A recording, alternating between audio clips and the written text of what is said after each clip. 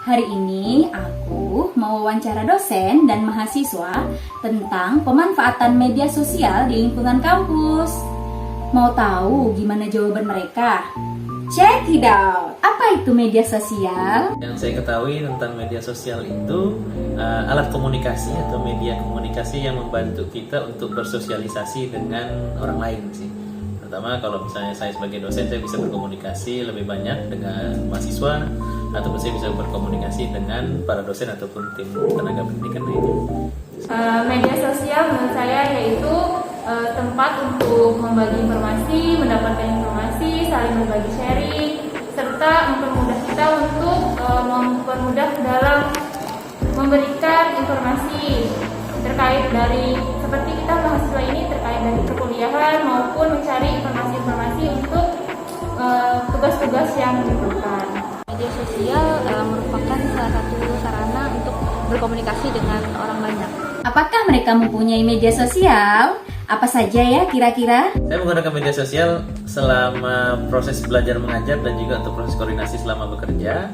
Terutama yang saya gunakan lebih banyak ke media WhatsApp, media sosial WhatsApp, Instagram atau Facebook, ataupun media sosial berkaitan dengan TikTok. Itu biasanya saya mencari informasi terkait dengan data, mungkin lebih kepada beberapa instansi yang mungkin menggunakan media sosial juga, ataupun beberapa tips ataupun beberapa konten yang bisa menambah pengetahuan dalam mendukung saya untuk proses belajar mengajar. Media sosial yang saya gunakan itu ada Instagram, ada Facebook, ada Twitter juga, cuman kalau Twitter jarang-jarang dibuka, yang paling sering itu Instagram. Terus ada juga Rika punya TikTok.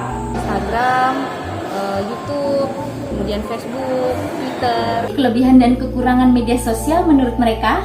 Menurut saya kelebihan dari medsos itu pada dasarnya lebih interaktif ya, karena media sosial itu didukung juga secara audio dan juga visual, serta juga ada fitur untuk kita memberikan komentar ataupun kita memberikan reaksi senang ataupun reaksi ekspresi lah ketika kita mendapatkan informasi dari media sosial itu.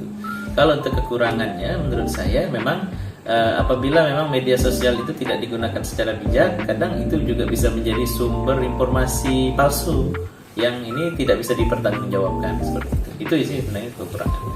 Kekurangan yang lain juga banyak, karena media sosial juga seluruhnya juga masuk di situ, baik ada pendidikan, politik dan lain sebagainya, semua masuk, sehingga pandai-pandailah sebagai pendidik maupun sebagai mahasiswa ya pelajar untuk memanfaatkan media sosial dengan baik dan benar. Kelebihan media sosial bagi saya yaitu bisa menerima informasi dengan cepat. Adapun kekurangan dari media sosial itu bisa membuat kita lupa waktu. Karena jujur sih saya itu kalau udah scroll TikTok ataupun IG, keseharian saya itu kurang produktif karena keasikan untuk men-scroll TikTok maupun IG. Kelebihan medsos itu bisa menjadi sarana informasi, kemudian menambah wawasan. Sedangkan kekurangan medsos itu sendiri bisa membuat orang itu menjadi kecanduan, kemudian bisa menjadi salah satu media untuk kejahatan. Menurut mereka, media sosial bermanfaat nggak ya untuk pembelajaran? Kalau untuk proses belajar mengajar, media sosial karena kita bertemu dengan generasi saat ini, pada dasarnya sebenarnya media sosial menjadi sangat membantu sekali untuk kita menjalani proses belajar mengajar. Terutama saat ini sekarang audiens kita, terutama mahasiswa, itu lebih banyak menggunakan media sosial WhatsApp selama dalam mendapatkan informasi terkait dengan perkuliahan, ataupun dalam berkomunikasi tentang janji untuk melaksanakan perkuliahan, atau misalnya kita menggunakan Instagram itu untuk memberikan sharing informasi ataupun misalnya terkait dengan informasi-informasi yang sifatnya singkat, tapi ini juga bisa ditelusuri dengan misalnya dengan website ataupun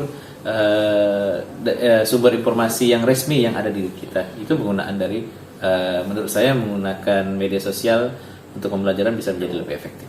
Sangat efektif untuk untuk memperlancar atau mempermudah dalam proses pembelajaran, baik secara bukan di bidang praktek terutama secara teoritis, karena kalau praktek itu nanti bisa juga tapi dilingkan dengan proses memvideokan terlebih dahulu di lab seperti itu misalnya, kemudian baru diupload di media sosial, terutama di bagian YouTube ataupun media sosial lainnya seperti Facebook, Instagram, dan lain-lain.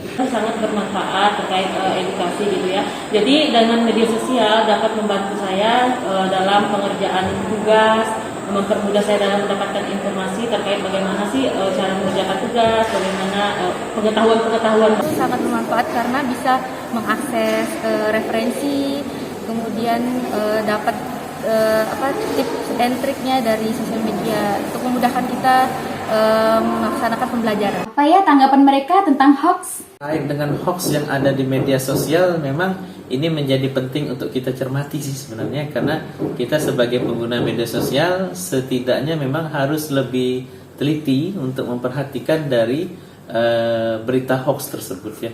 Karena menurut saya apabila memang kita sebagai pengguna media sosial tidak cermat, tidak memperhatikan bahwa oh ini berita yang benar, oh ini berita yang keliru yang harus kita telusuri lebih lanjut, itu bisa menyebabkan nanti akhirnya kita bisa memberikan sebuah informasi yang sesat bagi orang lain. Penting kiranya memang ketika kita ingin mengutip ataupun menyebarkan informasi yang ada, mungkin perlu kita tidak lanjuti ataupun kita telusuri lebih lanjut terkait dengan apakah memang berita itu termasuk hoax ataupun berita itu memang benar adanya, namun mungkin belum viral ataupun belum populer saja, atau misalnya belum diklarifikasi lebih lanjut kepada orang yang bersangkutan. Banyak sekali hoax yang sudah beredar pada saat ini, tapi kita juga jangan lupa karena kita punya undang-undang IT di mana kita bisa memfilter daripada isu-isu hoax tersebut, dan sekarang juga sudah ada aplikasi untuk memfilter hoax tersebut. Kalau kita lihat berita itu jangan langsung percaya, kita bisa cari ke sumber-sumber lain, misalnya benar nggak sih berita itu gitu. Jadi jangan hanya satu sumber, cari lagi sumber yang lain. Kalau memang itu benar, mungkin bisa dipertanggungjawabkan sama yang menyebarkan. Nah kalau itu salah kan terus kita sebarkan lagi, itu juga jadi bumerang untuk kita kan. Jadi lihat lagi sumber yang lain. Itu tadi hasil wawancara kita dengan dosen dan mahasiswa. Kesimpulan yang bisa kita ambil adalah yang pertama, media sosial adalah aplikasi yang dapat memfasilitasi penggunanya untuk berkomunikasi. Yang kedua, mereka semua mempunyai media sosial baik Instagram, TikTok, YouTube, Facebook, dan sebagainya. 3. Kelebihan media sosial menurut mereka dapat membantu mencari informasi dan menambah wawasan. Sedangkan kekurangannya dapat menjadi kecanduan dan sumber informasi palsu atau hoax. Yang keempat, untuk pembelajaran, media sosial sangat bermanfaat karena banyak informasi dan referensi yang didapat. Yang kelima, hoax menurut mereka adalah berita yang belum jelas kebenarannya, sehingga perlu dilakukan cross-check ulang. Demikian wawancara kita hari ini. Terima kasih.